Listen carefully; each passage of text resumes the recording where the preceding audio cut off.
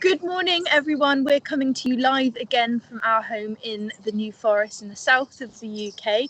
It's a little bit chilly again today. A little bit chilly. A little bit chilly. My legs are freezing. I've got cold legs. I'm trying to be optimistic. Optimism is key at this point in time. It is key at this point in time. It's not doing my cold legs any good. No, I can tell you. I should have put my thermal underwear on. What's still time? You could run off.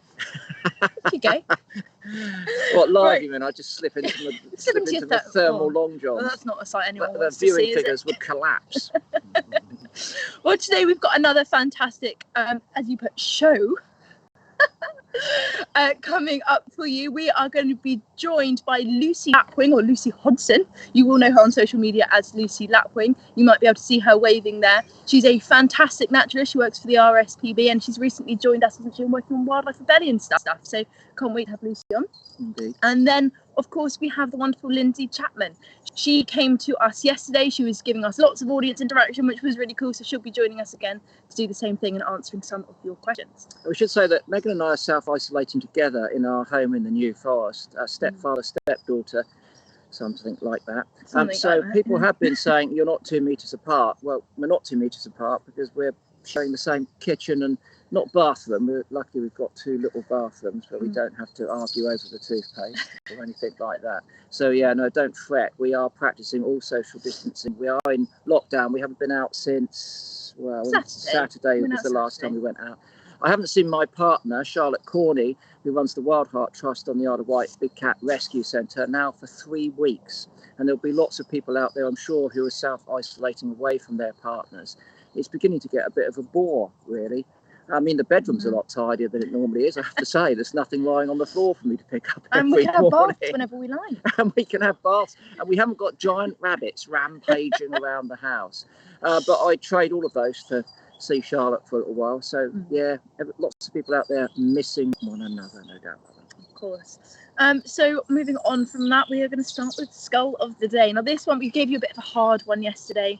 Really difficult one. So today's is slightly easier. It's a really common bird around the UK, particularly at this time. It's very distinctive. Have a look at this. So look at that black tip on this bill here, the shape of the bill, the orange. It's got a very small head. It's got quite large eyes. And the brain case of the cranium is quite small. Very rounded, though. Very rounded. There's a little point here. Yeah. Now, yesterday, when I was introducing the fact that we would have an easier Skull of the Day, I made a mistake. I said that this was a bird that you could see probably out of your window anywhere in the UK. I was exaggerating. That's going to be quite difficult in central Scotland, northwest Scotland, parts of central Wales. These birds are commoner across the east of England, the southeast of England and the south of England. That's not to say they're absent throughout the Midlands and the north. You can still get them there, but they become increasingly less common as you move north and westward around the UK. Sorry about that, it was a bit of exaggeration. We tend to take them a little bit for granted, these birds. We do. But they are very beautiful at this time of year. They are stunning, and something that I think we'd miss if they weren't. We take them for granted, and they're fantastic. There's a good chance, actually, that we're going to see one as we're speaking to you today. There we go. Okay. So yesterday I was going through my Twitter feed, and I came across a tweet by my very, very good friend and one of my favourite people and one of my most amazing mentors in the natural history world. A tweet by Ruth Peacey. Now, I think there's a photograph of Ruth Peacey that might be coming up. Ruth is a polar explorer, a bird naturalist extraordinaire. She is just an avid campaigner. She is absolutely fantastic. And she put this tweet up that she has heard a cuckoo. She went out, she thought she saw it. She wasn't 100% sure. A few hours later, she was in her back garden where she heard it and confirmed that there is a cuckoo hanging around where she lives, which is just sensational. These birds are really indicative of springtime, and I checked the rare bird alert yesterday, and there's only been 8 confirmed sightings of them so far this year. So Ruth, you got in really early. Well done. I can imagine how excited and how much you were jumping up and down at that one. But cuckoos, of course, we love their sound. Their song is fantastic, and they have been the centre of a lot of books. So I'm just going to show you this one. So this was actually produced by the Watchers. This is called the Almanac. I can't pronounce this Almanac. word. Almanac. I get this wrong every time. It's a very old-fashioned word, almanac. Almanac. It's infrequently used these days. But it's a beautiful book, isn't it? I love it. I love the detail on the front. It's very stunning. And this goes through lots of different bird species. And what it says about the cuckoo is April marks the return of the cuckoo, a graceful bird with pointed wings folded across a dove-grey back and stripy barred underparts that at a glance make it look like a sparrowhawk. So there's lots of information in this book here about cuckoos. We also have this one by Michael McCarthy, Say Goodbye to the Cuckoos. This is a brilliant book. This is a fantastic book. One of the best books about British birds in recent years, I've got to say. It's not just about cuckoos, no. I have to say. There's lots of different chapters focused on different birds. But I was reading up this morning on them, in this book, and I was fascinated by this sentence. Did you know that Aristotle reported in his book, The Human History of Animals, was that the cuckoo was actually a hawk that transformed into a cuckoo state at various times of the year. I can confirm that that's not the case, but it's still quite interesting. So there's lots of amazing because they look so much. Book. The male ones look so much like sparrowhawks, don't they? That is the thing. I'm just taking. Do you see the way I sort of took this off of me? Protect my dust jacket. I feel like there's not a lot of trust going on here with your prized books and skulls. Sorry about that. But of course, we know why they're mimics of this sparrowhawk, and that's because they are parasite brooders. So what they do is the female will come in looking like that sparrowhawk. It will scare the host of the nests away, the parents of this particular nest, and it will lay an egg in a nest of species that don't belong to its own, to let the host parents incubate and raise its egg for it. And these eggs will they could be green, they could be brown. It depends on which species that the cuckoo is laying this egg in. It can match the egg with this, with the species that it's. I've lost it. The host species. The host species. But in fact, we know quite a lot about this. We know a lot about this behaviour. So the BTO started a study in 2011 because we know that we are losing 70%. We know that we've lost 70% of cuckoos in the last 25 years. Now that's quite a lot, and we're not sure entirely why this decline has happened. So the BTO started a study in 2011.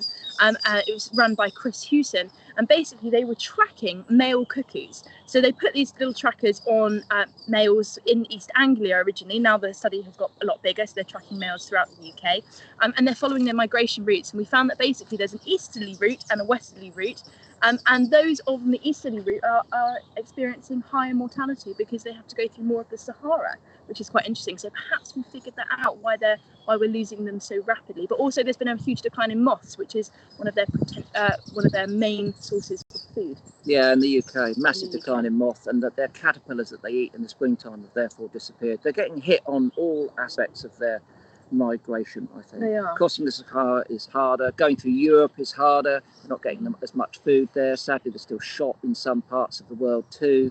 So we've made it tough for our cuckoos. We've made it tough for our cuckoos, but they are coming back, and they are a sign of spring. So make sure you have your ears open and you listen out for that iconic cuckoo call. Now, Gary Moore, our bird sound expert, will be coming back with more at some stage in the near future. But the cuckoo song, it's not one that you need to gen up on. It's pretty obvious. Onomatopoeic, cuckoo, cuckoo. Can't miss it. Lindsay McRae is a cameraman who I've worked with since he was 15 years old. When he was 15, he sent in a film to Springwatch that he'd made about badgers. We used to call him Badger Boy. He's matured into one of the most fantastic wildlife cameramen. You will know some of his work again from the polar regions. He's been down to Antarctica. He stayed down there for nearly a year, making a film about emperor penguins, which was shown last year. He sent us these pictures in of adders that he's been watching near his home in Cumbria. So we've got a selection of stills and a clip, some great stills, I have to say. Now, we've already mentioned that this is a time of year where adders will become active. It's a chilly morning this morning. They need at least 6 degrees centigrade to be moving. They prefer it when it gets up to 9. They are a species of snake that, as Megan said the other day, can exist north of the Arctic Circle. You can there see them slithering over snow in the springtime. But if you're out and about this morning, you might be tempted to think that adders won't be active because it's simply too cold. A few years ago, Martin Hughes Games and I did a little experiment where we recorded the air temperature a metre above the ground, where my cold knees are at this point in time. And then when the sun started shining, we put the thermometer down in amongst the grass where the adder would be. And we found that it could be 5 to 8 degrees centigrade warmer down there. Sheltered from any breeze, down in amongst the grass, it can be a lot warmer, and certainly warm enough to bring these adders up to working temperature. So even though it might seem like a chilly morning, as soon as the sun's up, these snakes can be active. One thing that's interesting is that they were typically animals that hibernated through October through to March. But in recent years, we've seen adders active in every month of the year, including December over in Wales. So again, climate change is having impact on these snakes. They are declining, and we now think that because some of them are emerging from hibernation too early due to that warmer weather influenced by a changing climate, they then move out of their hibernacular, the holes that they hide in over the winter, and then if it gets cold again, unfortunately, they get caught out and they sadly perish. So Lindsay, thank you very much for sending those clips in and those fantastic photographs. We'll be seeing, hopefully more of Lindsay's going to be doing some reporting for us again at some stage in the future. Beautiful animals, that zigzag pattern. Oh, stunning. Yeah, the brown one there is the female. Typically, the males are a more silvery grey colour and a smaller snake. The females have that either olivey green or milk chocolate brown background coloration. They are, of course, venomous. Very, very few human fatalities, generally because there were complicated issues that were complicating the bite. But of course, the danger at this time of year is small dogs. So if you are in an area where you think there might be adders, clifftop paths, dry sandy heath, etc., then do keep your dog on the lead first thing in the morning before the snakes are active enough to be able to wriggle out of the way. And every year, very sadly, down here in the New Forest, dogs are bitten by adders. They're off the lead, running around. And of course, a bite to a smaller mammal than a larger human can have serious repercussions. So we worry about our pets. And of course, the adder itself, if you don't pick it up and do something unspeakable to it, will just slither away and leave you alone. So don't have to worry about them, although they are venomous. Okay. Right, well, on to our very special guest of the day, Lucy Hodson. She's going to be talking a little bit about shady species, I believe. I can't wait to see what she's got in store for us. So, Lucy, how are you doing?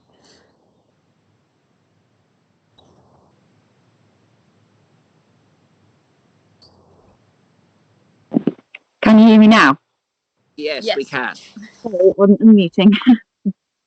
How are you doing? You all right? We're very well, thanks, Lucy. Thank you for joining us this morning. It looks sunny where you are. I presume a bit nippy as well, though.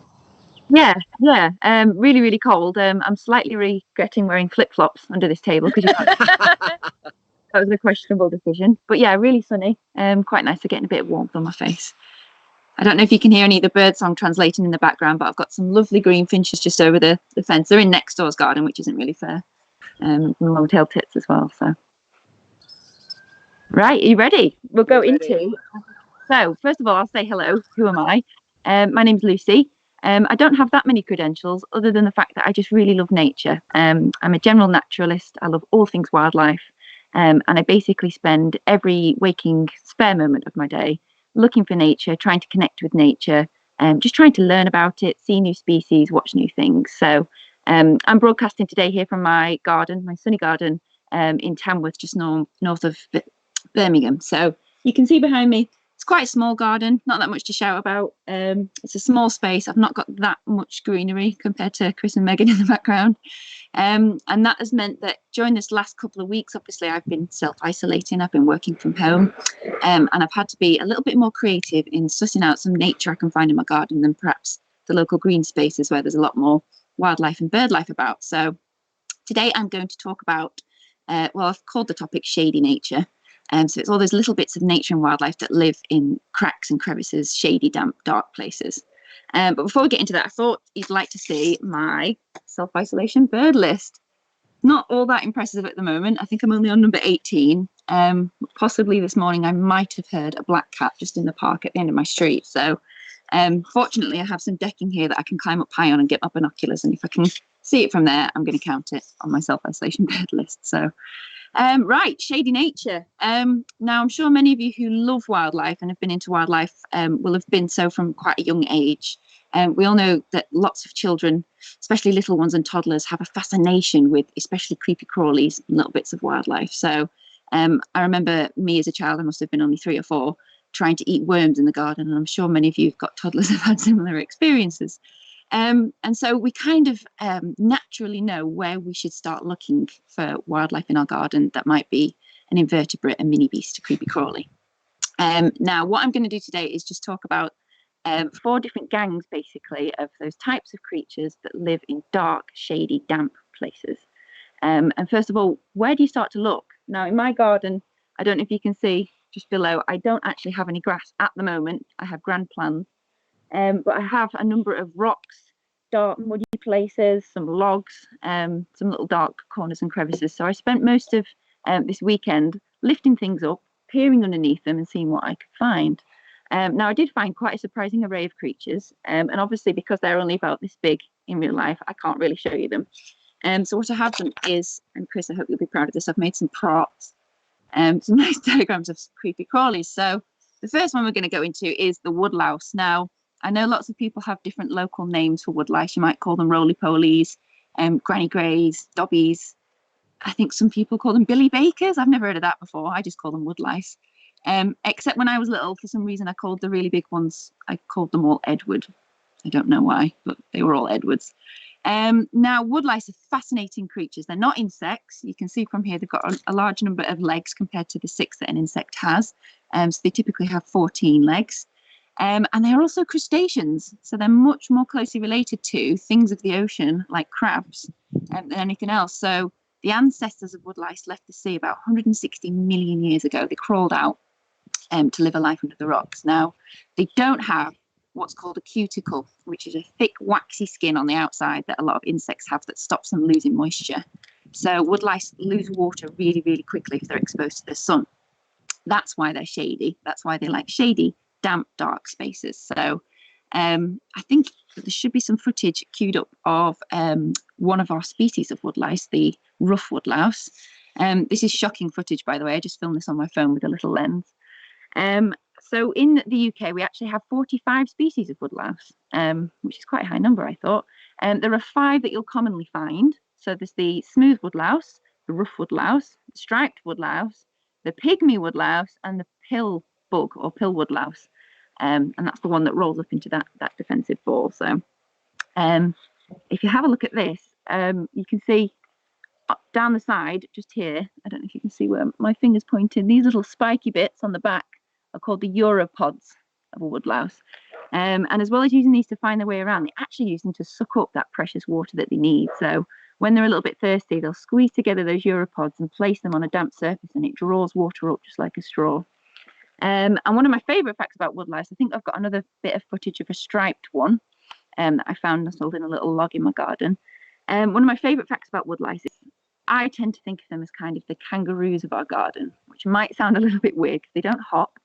But the females actually have this little special pouch underneath them called the marsupium, which is obviously similar to the word marsupial, like a kangaroo. And that pouch is where she will hold her legs in a little bubble, her eggs, sorry, in a little bubble of water, and raise the eggs in there until they hatch, and keep her live young actually tucked under her belly for a little while until they grow a little bit, and then they can emerge. So sometimes you'll find a woodlice that actually does appear to be giving live birth. It's not the case. She's held the eggs inside her, and then the little ones will crawl out soon. So there you go, crustaceans, woodlice, absolutely brilliant. Next on the list, and this is one that might induce fear, so I do apologise if any people have a slight fear of creepy crawlies.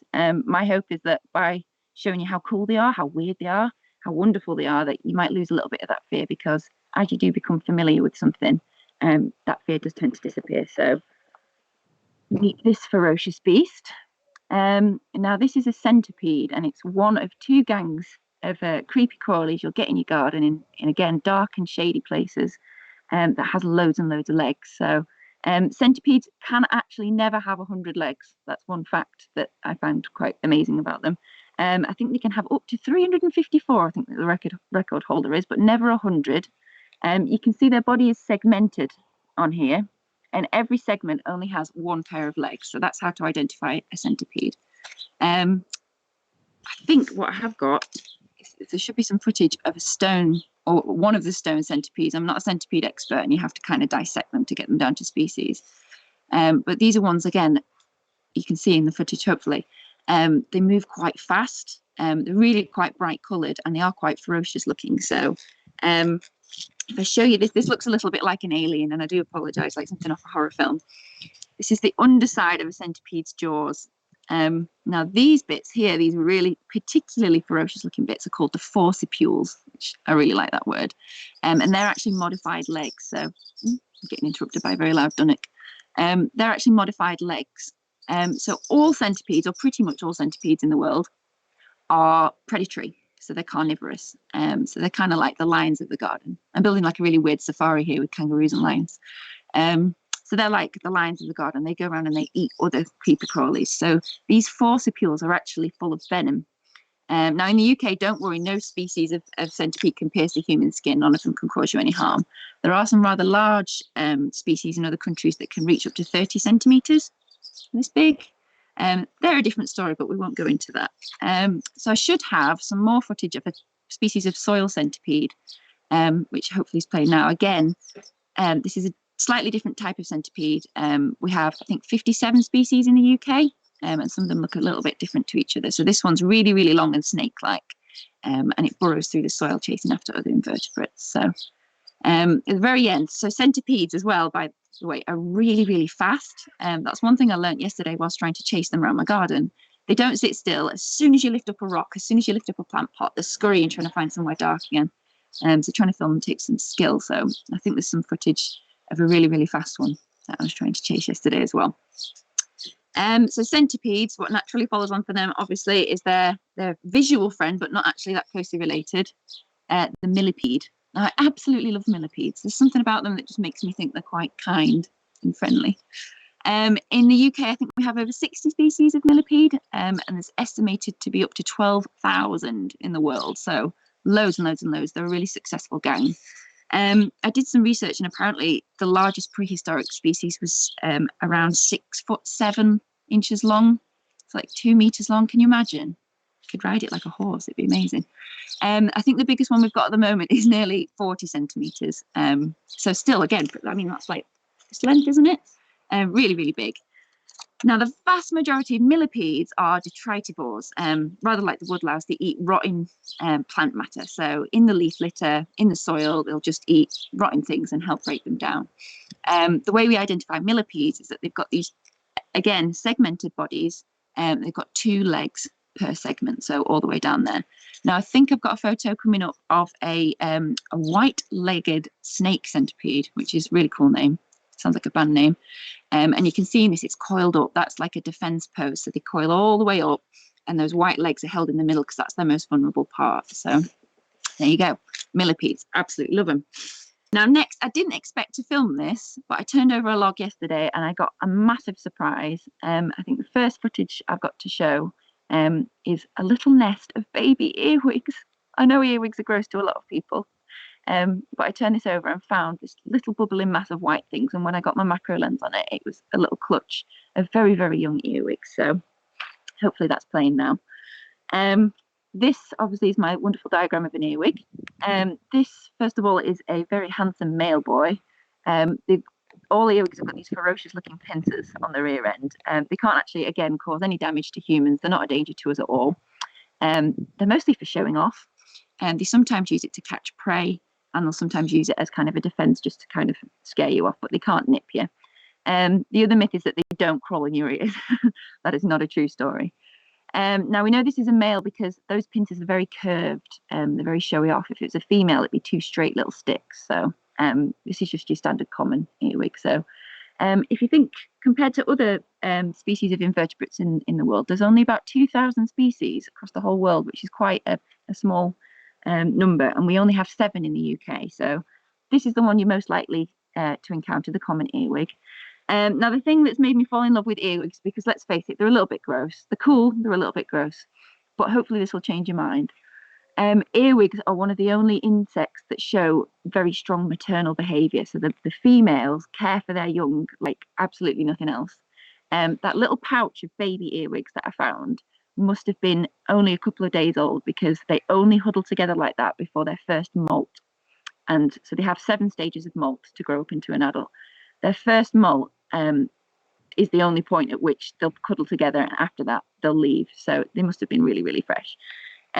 Normally, when you turn over a log like that and find a nest of earwigs, you would expect to find the mother there. So she was either out getting food, in which case she behaves rather like a bird. She brings it back and she regurgitates it for the babies to eat. Either that, or she'd unfortunately passed away, and in that case she's still very sacrificial, and the babies would then eat their mother.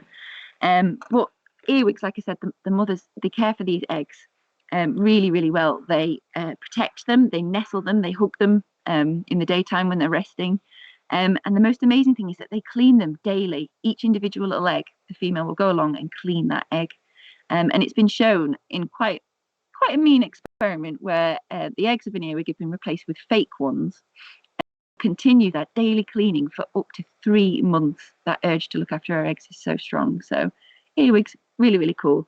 They are omnivorous, so they'll eat just about anything. They'll eat plant matter. They will eat some live things. They're scavengers mostly, so if they come across some dead veg, some dead fruit, or some dead animals, then they will eat that. So there you go. I'm sure, as you know, there's plenty of other shady species that you'll find under other logs and dark and damp places. For one, there's the mollusks, so slugs and snails. I'm not going to go into these because they're extremely complicated, and a lot of these, we get quite a lot of non-native species in the UK that obviously get brought in with greenhouse plants and non-native flowers. So this is the leopard slug. If you see this one, that's a good thing because it's predatory and it eats other slugs, the ones that eat your cabbage. And this is just your standard garden snail, who I'm sure you're all quite familiar with. I did go out and collect as many different kinds of snail shells. This is the type of life I lead. As many different types of snail shells as I could find the other day. And I found about 6 or 7 species. So these are some common ones you'll find. Again, that's the garden snail. I found an empty one. And this is the brown lip snail. I don't know if you can see here. I do have a very handy chart if you feel like getting really geeky. All the snails in the UK. But again, like I said, it's only special people that tend to put in this much effort into identifying snails. Right, so that's it in terms of all the creatures that I'm going to discuss. I am going to leave you with a little bit of footage as I'm explaining it of building what's called a pitfall trap. Now, this is a really good way to get, especially if you've got little ones in the family, to get kids involved in finding bugs, finding creepy crawlies. Imagine it as digging like a pit to catch tigers in, but on a much smaller level. I'm going back to the jungle again, on a much smaller level. So you dig in a pit. I'm using a really hideous cup in this video. Hopefully you can see it. The only thing it was really good for was putting in a pitfall trap. So it's digging a pit, putting a cup, a jar, anything that can fit the flat surface against the surface of the soil and packing the soil around it, putting a cover over the top. So I've used a slate in this instance, but you could use anything you can find, a plank, a bit of wood, and making sure there's a gap under that lid so that things can crawl in, but if it rains, it doesn't fill with water. And you can leave that overnight. I've left one in the woods next to my house, so I'm going to go back and check it in a little while, see if I've caught anything. And it's great for catching centipedes, millipedes, beetles, woodlice, earwigs, all the things we've covered. So fingers crossed you can have a go at that. So that's it. That's my shady nature. Hopefully you'll all be a little bit inspired to go out and just have a look in some of those dank, dark spaces in your garden and see what you can find. But in the meantime, what I did have for Chris and Megan is a little bit of a quiz. I know you like identifying mystery objects, so I wondered if you guys could tell me what this is. Having a good look in there. Perhaps others can have a bit of a guess as well. Hopefully this is clear on my screen.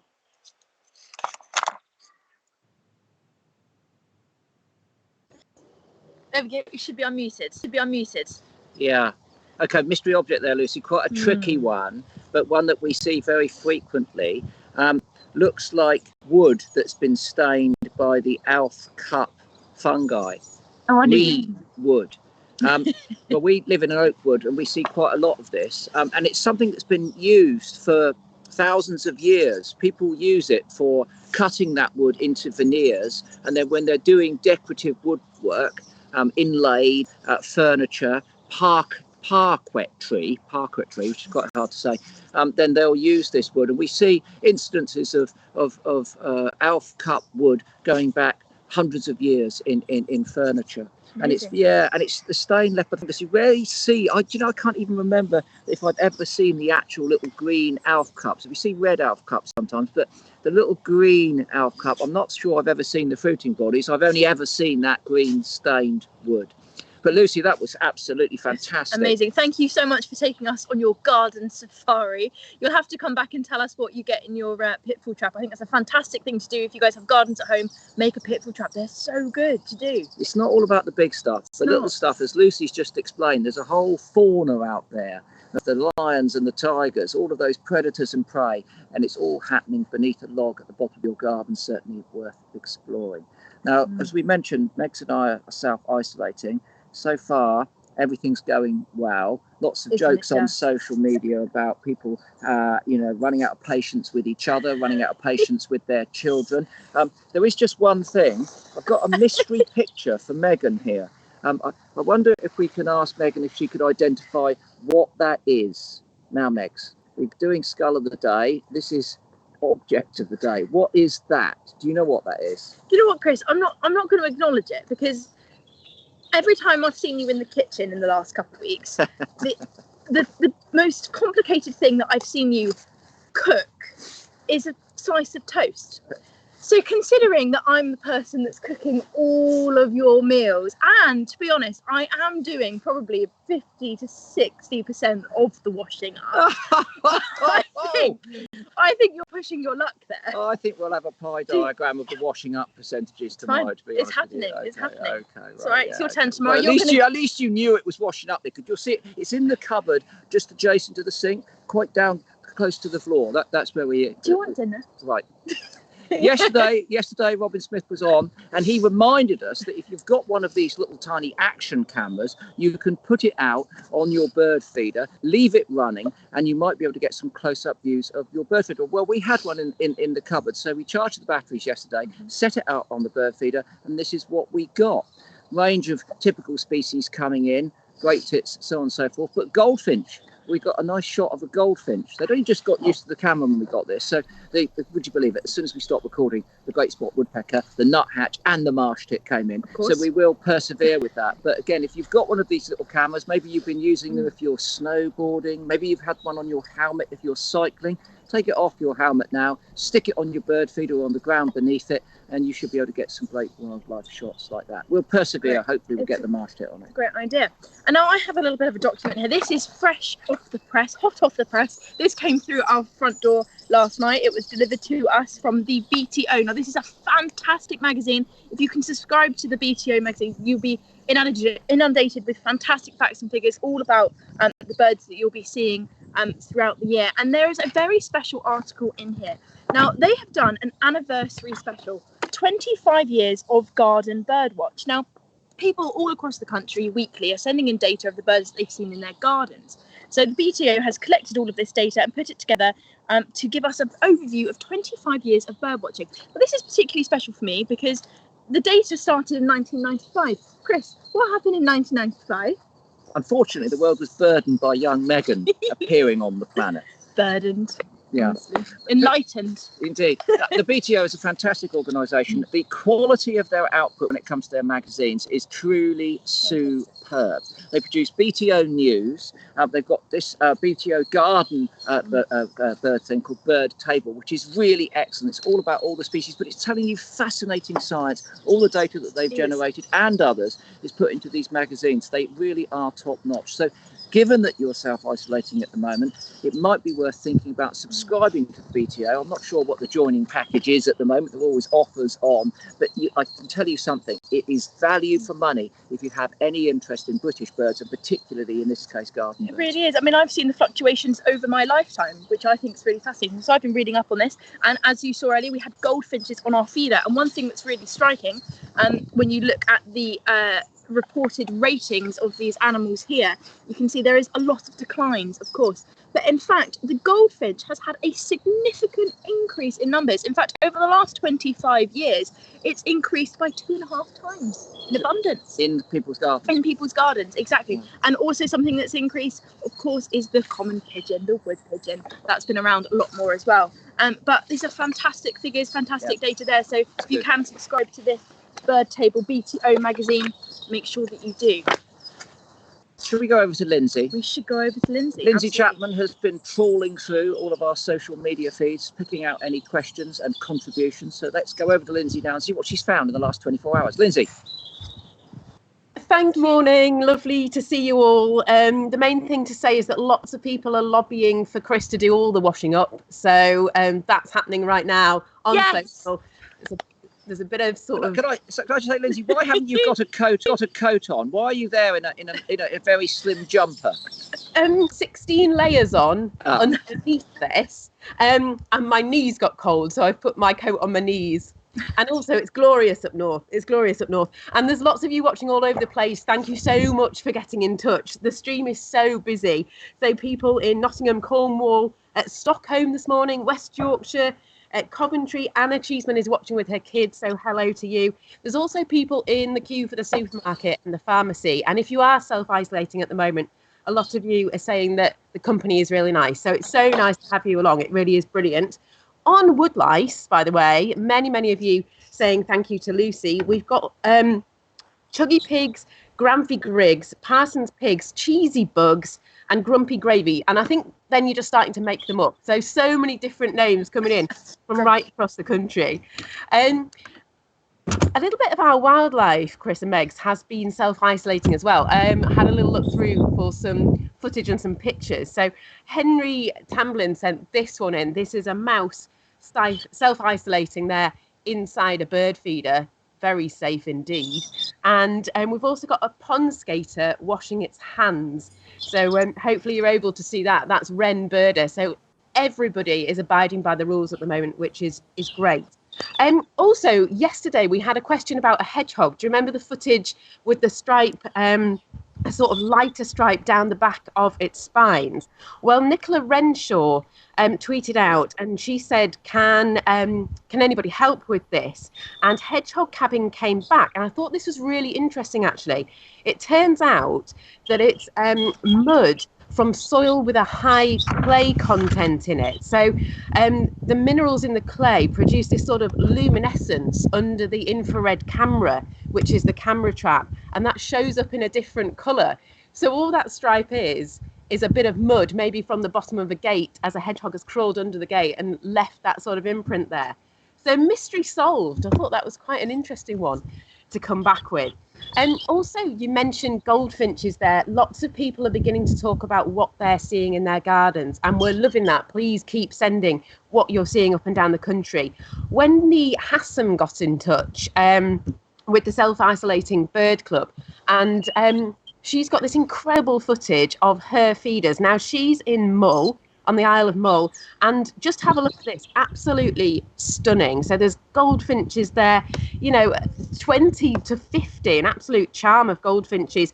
She's also got cold tits and blue tits, and she sees some incredible things, not on her bird feeders, but things like white-tailed eagles, golden eagles as well. But Meg, since you talked about cuckoos, the cuckoo chat has really gone big as well. Lots of people up and down the country saying that they've heard a cuckoo. Linda Lawson, thanks for getting in touch. You heard one a few weeks ago near Burnley. Quite a lot of people saying that they also haven't heard a cuckoo recently as well. And certainly when I was younger, it was something that I heard an awful lot. Beth's getting robins. Simon Paul says he's got lots of butterflies in his garden. I don't know if that's something that's reflected up and down the country. I've seen a few in my garden here. Amanda Richardson been in touch to say she's seen some lapwings. And we'd love to know what you're seeing if you haven't got a garden, or if you're not able to get to a sort of larger green space. If you are in a flat, say, are you seeing anything out of your windows? Please do tell us. Wonderful to hear Ruth saying that she'd heard that cuckoo. And Paul Watson, by the way, who is our soundy on Springwatch, he saw a blackcap for the first time in his garden. The thing that I'm going to leave you with, though, is a blue tit nest camera. And this is from Denise Bedown. She's part of the Self-Isolating Bird Club. Please do join on Facebook and on Twitter as well. Tell us what you're seeing. Lots of you up and down the country have got cameras in your bird boxes, and it's just brilliant to see what's going on. Maybe if you don't have loads of access to wildlife, you can access some of these live camera streams, because they are just brilliant. Bird song as well. Final thing I'll say to you, Chris and Megs, people are talking so much online about being able to hear birdsong that they haven't heard for years. I've got a couple of sparrows who've actually just left because I've started talking loudly. But isn't that brilliant to hear people reconnecting with birdsong?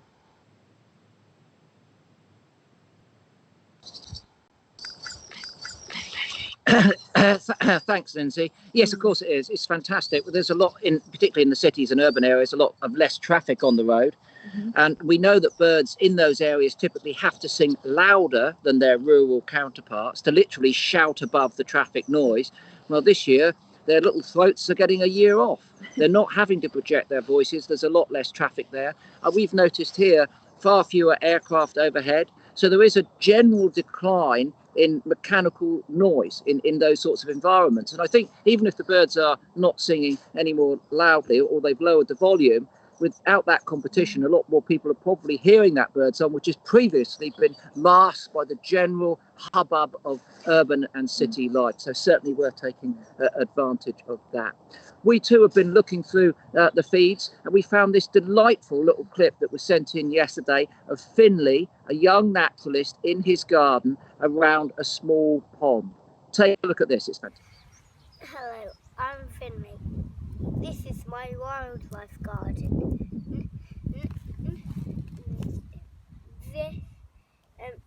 I'm just going to move out of the way so you can see our pond.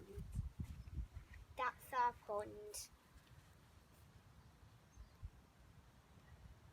There's loads of frogs born in it, and they lay 1 million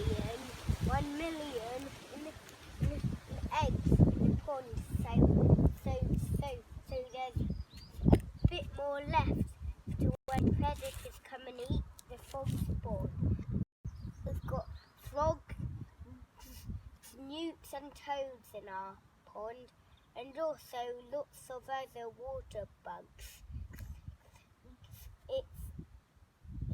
We only built it last Christmas, and it's not had its birthday yet, but it will have it soon. And this. What about that? It's very special, isn't it? That was Very me. special. That was me. That was in the 1960s. We had a little pond like that, and it was a source of endless curiosity and fascination. All of those very simple animals, like the things that Lucy was talking about earlier, can provide, just that little spark that ignites an interest in young people, which can burn for a lifetime if they're able to connect with it. So, this is the time for making a pond. You don't need a lot of space. On Springwatch a couple of years ago, we put an old washing up bowl into the ground, and we found that was colonised by newts and all sorts of other invertebrates. So it takes you less than half an hour to bury a washing up bowl in the ground. And you don't need lots of resources. You don't need lots of resources. Before we go, and we're coming to the end, we must put a shout out to a very special young man, Dara McAnulty from Northern Ireland. It's his 16th birthday today. His book is due to be published at some stage in the near future. It's Diary of a Young Naturalist. It's an extraordinary book. It really is amazing. Very beautiful, evocative writing, not just about nature, but about his connection with it and some of the difficulties that he's faced in his life. Like myself, Dara has Asperger's, but this is an amazing thing. At 1 o'clock today, on Dara's Twitter feed, he's going to be reading live from his book. Be there at 1 o'clock. This is absolutely fantastic. And happy birthday, Dara. Wishing you a very happy birthday, Dara. You're an inspiration to so many of us. So thank you. Honestly, you're brilliant. So from that, we are going to go on to Skull of the Day. Now, we've had a lot of people getting this one right. So on Facebook, we've got Morgan, Ian, Rob, Mark, Bethany, Faye, Peter, Pamela, Helena. And then Twitter, we've got Tim, Tony, Tracy, and YouTube, we have Shane. So well done to everyone who got this right. Here we go, get this out. So this is the skull of a black-headed gull. I love these birds. They're very, very noisy. They've got a lot of vocalizations, and so you'll hear them when you go past, perhaps if you have a bag of chips, you might attract a lot of these guys' attentions. Now they eat a lot of different food. They're very opportunistic feeders. They'll eat anything from insects to plant matter, and of course they will scavenge our human scraps. I've been nibbled by a black-headed gull a few times. Lucky old you. Yes, yeah, it was quite an experience when I got inundated, flown in loads of different black-headed gulls. But they're really cool birds. They've got this amazing bill which helps them to feed on lots of different things. So it's very pointy like this. So it provides them to be able to have that opportunistic diet. Those big eyes as well. At this time of year, you'll see them. They've got that characteristic black head. In fact, it's not black, it's dark brown if you look at it closely. It's like a chocolate balaclava. It is a chocolate balaclava, exactly that. But in the winter time, they lose this black plumage on their head, and they're actually white. You might see they might have a black smudge around their neck. But that's why you don't think you see them very much in the winter. You are seeing them, it's just that they've got white heads. They lose their breeding plumage. But this time of year, they've got that beautiful black head, and you'll hear them. They're being very noisy, and they're increasingly more common in our gardens as well, as they're coming in to take scraps. So they're moving in from those kind of seaside areas where they're known to be very common, and they're moving inland even more so. So keep an eye out for black-headed gulls. And my father, who's self-isolating at the moment and doesn't have a garden, has a balcony, and he has a black-headed gull called Fred that comes every day and sits there waiting for my scraps. He tells them off if he's not quick enough. Yes, he does. He stands outside on the balcony, screeching at my dad, who has therefore, has to go out and give him some scraps from his dinner. So they actually learn as well. They're relatively bright birds, quite large, and they certainly learn patterns of behaviour where they can exercise opportunities like nicking my dad's post-dinner scraps. Yeah. Smart birds, very smart birds indeed. So with that, we're going to start wrapping up. I want to say huge thank you to Lucy and Lindsay for joining us today. It was honestly excellent. Tomorrow we have another very special guest coming up. We have Yolo Williams. He's going to be joining us from his home and telling us a little bit about signs of spring. Now this is a shout out for everyone watching. We really want to know today what you think spring is. What does spring mean to you? What signs are there that really make you think spring is on the way? So if you could get those into us, that would be absolutely fantastic. But for now, I think that's it for us. We are going to leave you again with another slow-mo extraordinary clip from our poodles. Yeah, we'll see you tomorrow. Cheers. Bye. Bye-bye. Bye-bye.